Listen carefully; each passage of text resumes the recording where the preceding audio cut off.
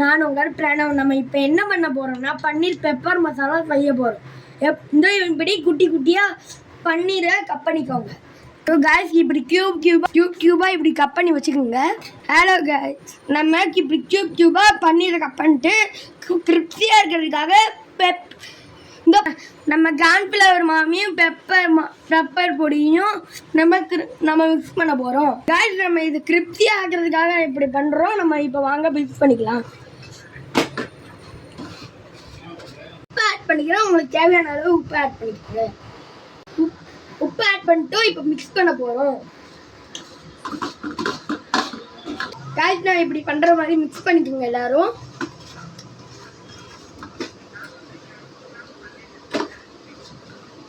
கீழே விழுகாம பார்த்து பொறுமையாக மிக்ஸ் பண்ணுங்க.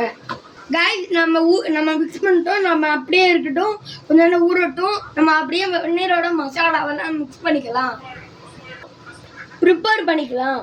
காய்ஸ் 4 பல்லு இஞ்சி பூண்டு பேஸ்ட் போட்டுட்டு காய்ஸ் 4 பச்சை மிளகாய் எடுத்துருக்கோம், கொஞ்சம் பல்லு பூண்டு எடுத்துருக்கோம், துண்டு இஞ்சி எடுத்துக்கோம். தேவையான அளவு நீங்கள் இதெல்லாம் சேர்த்துக்கலாம். இப்போ வாங்க மிக்சிக்குள்ளே போட்டுக்கலாம். காய்ஸ் நம்ம மிக்சியில் போட்டு அரைச்சிக்க போகிறோம் இதெல்லாம். காய்ஸ் நம்ம இப்போ திருப்ப போகிறோம். 2லேருந்து 3 திருப்பிக்கலாம்.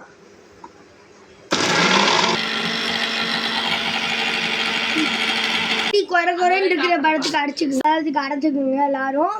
நான் அரைச்ச மாதிரி நம்ம முன்னாடி போட்டு இதுக்கே நீங்கள்லாம் பார்த்துருக்கீங்க.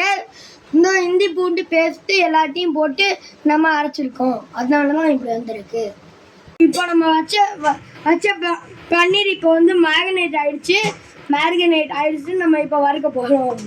காய்ஸ் இப்போ நம்ம பன்னீர் இப்போ மேரினேட் ஆகிற பன்னீருக்கு நம்ம வறுக்க போகிறோம். இந்த மாதிரி ஒரு கடாய் எடுத்துக்கிறோம். ஸோ இந்த அளவு எண்ணெயை ஊற்றிக்கிறோம்.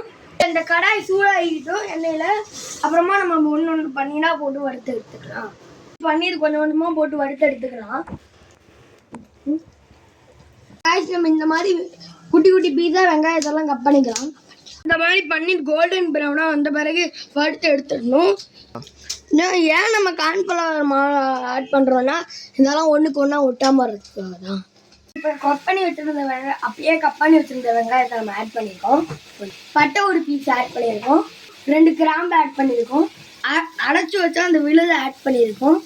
சோம்பு கொஞ்சம் ஆட் பண்ணியிருக்கோங்க. காய்ஸ் நம்ம பொன்னிறமாக அதோடய நல்லா வறுத்துக்குவோம். எண்ணெயை ஊற்றி நல்லா வறுத்துக்கலாம்.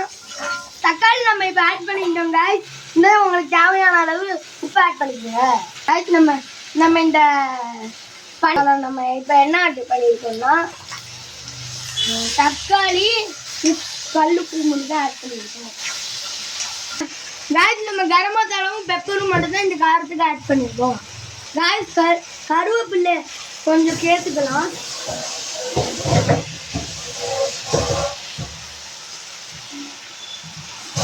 இப்படி கிண்டி எடுத்துக்கணும்.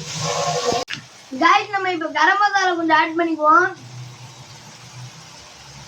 அளவு கரம் மசாலா ஆட் பண்ணி கிண்டிக்கலாம். காய்ஸ் நம்ம இப்போ பெப்பர் ஆட் பண்ணிக்கலாம். காய்ஸ் இப்போ பெப்பர் ஆட் பண்ணிட்டு நல்லா கிண்டிக்கலாம்.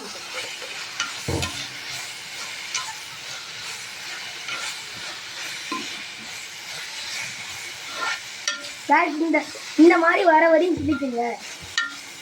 லைட்டா ஒரு பொட்டு தண்ணி ஊத்திக்கலாம். ஊத்தி கொஞ்சம் லைட்டா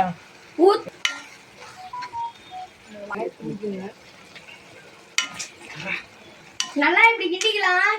கொஞ்சம் கொஞ்சமா நம்ம வறுத்து பன்னீரை இப்ப ஆட் பண்ணிக்கலாம். மூடு எனக்கு ஒன்று இருக்கு. கத்தி இப்போ நம்ம இதை வந்து மூடி வச்சுக்கலாம். இன்னும் கொஞ்சம் நல்லா கொதிச்சு வரவும் கொத்தமல்லி ஆட் பண்ணிட்டா அவ்வளோதான். காய்ஸ் இப்போ நம்ம கொதிச்சோட இருக்குன்னு வந்து பார்க்கலாம். ரெடி ஆயிடுச்சு காய்ஸ். இப்போ நம்ம கொத்தமல்லி மட்டும் போட்டால் முடிஞ்சு. சேனல் பிடிச்சிருந்துச்சுன்னா சப்ஸ்கிரைப் பண்ணிக்கோங்க, லைக் பண்ணிக்கோங்க, சப்ஸ்கிரைப் பண்ணிக்கோங்க, கமெண்ட் அண்ட் ஷேர் பண்ணிக்கோங்க. இந்த வீடியோ எப்படி இருந்துச்சு, உங்களோட டாக்ஸ் எப்படி இருந்துச்சுங்கிறத சொல்லுங்கள். லைக் நம்மளோட சேனலுக்கு முடிஞ்ச சப்போர்ட்டை பண்ணுங்க. நோட்டிஃபிகேஷன் பட்டன் ஆன் போட்டுக்கோங்க. அப்புறம் தான் நம்ம சேனலில் வீடியோ நிறையா வந்துக்கிட்டே இருக்கும். Thank you guys. நன்றி, வணக்கம்.